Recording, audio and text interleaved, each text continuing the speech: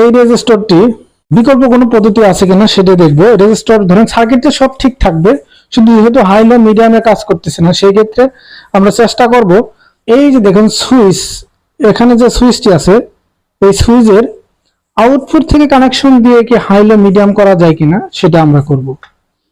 প্রথমে ব্যাটারিটি লাগিয়ে দেখতে হবে।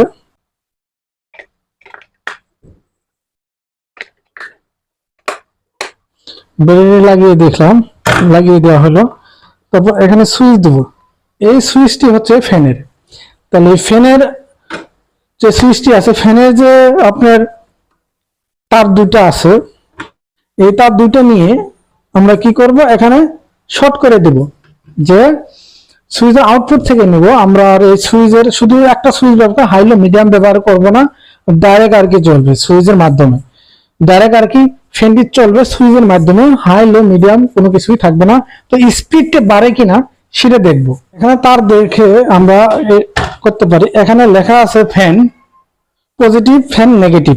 এই তারটি আমরা এখানে এই সুইচের, এটা সুইচ, সুইচের আউটপুট থেকে নিয়ে আমরা এখানে দেখবো। আর এখানে আমরা ভোল্টেজটা মেপে দেখবো কত আসে, হাইতে কত আসে, লোতে যেহেতু লো কাজ করে কিনা।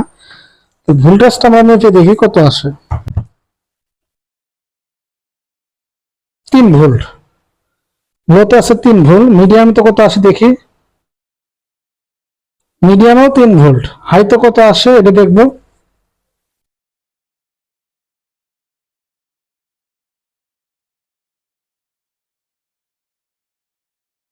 হাইতে 3 ভোল্ট আসে, অর্থাৎ যেহেতু ভোল্টেজ বাড়তেছে না সেহেতু ফ্যানের স্পিডও বাড়তেছে না। তাহলে সেই ক্ষেত্রে আমরা এখানে যদি শর্ট করে দিয়ে দেখি ডাইরেক্ট সরাসরি সুইচের থেকে, সেটা আমরা করে দেখি যে হয় কিনা।